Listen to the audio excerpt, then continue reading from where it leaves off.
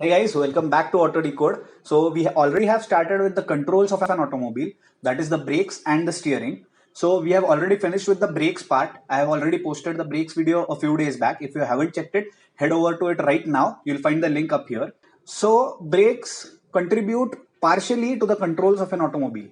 They help you control the speed of an automobile. But the even bigger part is controlling the direction of an automobile. That is maneuvering the automobile in the direction you want. And yes, the steering system helps you do that. So today, let us understand how steering system of an automobile works.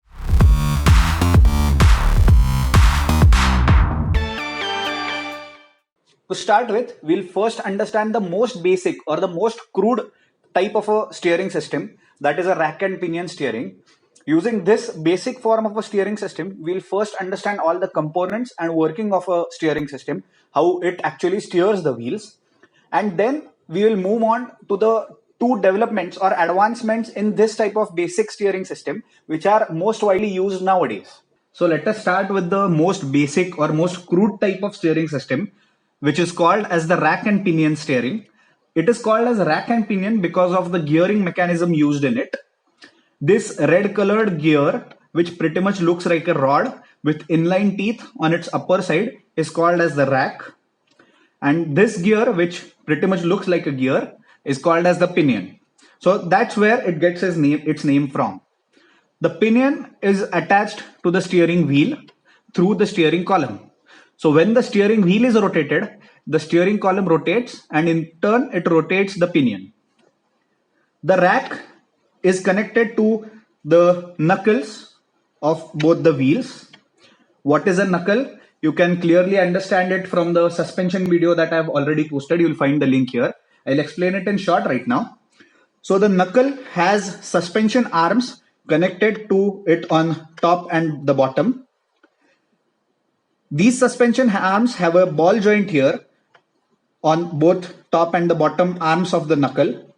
So the wheel can rotate about an axis passing through these two ball joints, which is called as the steering axis, as the wheel rotates about that axis.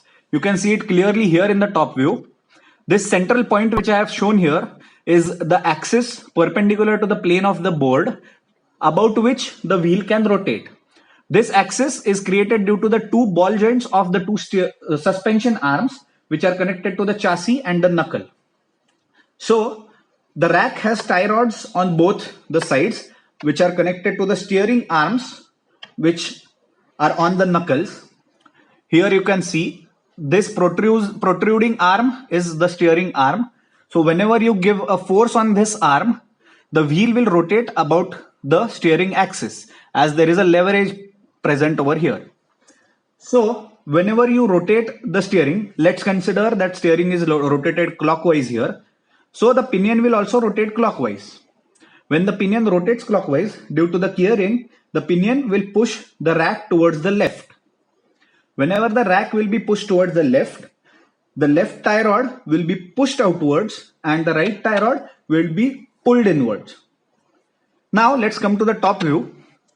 So when the pinion is rotated and rack is pushed towards the left, this tie rod, this is the initial position of tie rod and the wheel, and this is the final position of tie rod and the wheel. So this tie rod will be pushed outside, hence pushing the knuckle on the steering arm. As it is pushed on the steering arm and it has a leverage, the wheel will rotate about the steering axis going through the two ball joints of the knuckle.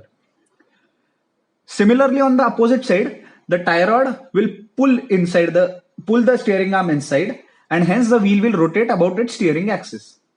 So that's how basically both the wheels rotate due to the movement of steering. The pinion pushes the rack, thus the tie rod on one side pushes the knuckle outside and on other side pulls the knuckle inside, and hence both the wheels turn. So now that we have seen the most basic part of a steering system, that is the rack and pinion steering, let us move on forward to the two developments that are nowadays most widely used in an automobile. So the first one is a hydraulic power steering and the second one is an electric power steering. So by far till today, hydraulic power steering is the most common type of steering system in passenger cars. Electric power steering is the most recent technology which is nowadays coming up. So first we'll understand the hydraulic power steering and then we'll move on to the electric power steering. Let us start with the hydraulic power steering. So in a hydraulic power steering, there are two main components other than the rack and pinion. First one is this piston cylinder arrangement on the rack. A piston is rigidly attached to the rack and there is a cylinder in which this piston reciprocates. And the second main part is this rotary valve. This rotary valve has two inlets and two outlets. So to the two inlets, one inlet is connected to a pump, hydraulic pump, and the other inlet is connected to a reservoir. And the two outlets are connected on two sides of piston respectively of the cylinder. So whenever this rotary valve gets a signal of rotation of the steering, it redirects the hydraulic oil coming from the pump to that side of piston which assists the direction of rack. So let us understand this now. So consider this steering wheel is rotated clockwise. So the rotary valve will sense this clockwise rotation and it will direct the hydraulic oil coming from the pump on this side of the piston. Due to this, what will happen? The pressurized hydraulic oil will also push the piston in the direction where rack is moving. When the pinion is rotating clockwise, the rack will be moving towards the left. So this rotary valve will direct the hydraulic fluid through this inlet of the cylinder, and hence the hydraulic fluid will also push the piston, that is ultimately the rack, as the piston is attached to the rack, towards the left side. Thus, this extra pressure or extra force given by the hydraulic fluid will assist the force applied by the driver and hence reduce the required force by the driver. Same happens when you are turning on the opposite side. So the anti-clockwise movement, if it is on the opposite side, the anti-clockwise movement will be sensed by the rotary valve. Now what will happen? It will redirect this oil through the other inlet. So when it redirects this oil to the other inlet, the rack will be moving on that side. The pressurized oil will also come through this side of the piston and push the rack further on that side. So that's how a hydraulic steering works. The rotary valve directs the hydraulic oil coming from the pump. It pushes the piston and the oil from the other side is directed back to the reservoir. So the rotary valve senses the direction of rotation of steering and hence gives assist due to the pressurized high hydraulic oil on either side of the piston. There are many advantages and disadvantages of this type of steering. Advantages being obviously above the simple rack and pinion steering, it gives a power assist to the driver. So driver needs lesser force. But there are some disadvantages as well. Some being that this pump which is used, which runs continuously, is actually run by a belt drive which is taken from the crankshaft of the engine. So this pump continuously soaks off power from the engine, and that is again negative because it reduces the power available for your engine to drive the car. The most recent type of steering system is the electric power steering. Let us see how it works now. So an electric power steering has a torque sensor on the column, on the steering column. This torque sensor senses the torque with which the driver is rotating the steering and also the direction of the rotation. So there is an electric motor and a recirculating ball screw connected on the rack. A recirculating ball screw is basically a device which again converts the rotary motion into linear motion. So this housing of the recirculating ball screw rotates and it leads to linear motion of the rack. So there is an electric motor which is connected to the rotating or recirculating ball screw with a belt drive. So this motor can drive this ball screw and ultimately the rack. When the motor rotates in either direction, the ball screw will rotate and drive the rack in either direction.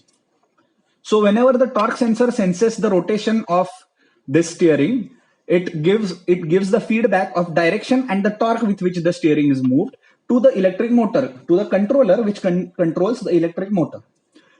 So according to the signals, the electric motor rotates this recirculating ball screw, which in turn assists the guiding of the rack. So this recirculating ball screw through the drive given by motor adds to the power by the driver on the rack. So that's how electric power steering works. It is very simple. It senses the signal from the torque sensor and gives the feedback to the motor, which in turn drives this recirculating ball screw, which assists the motion of the rack. This system has much more advantages over the hydraulic power steering because this motor has a separate battery, thus it does not eat up power from the engine, which is available for driving of the vehicle.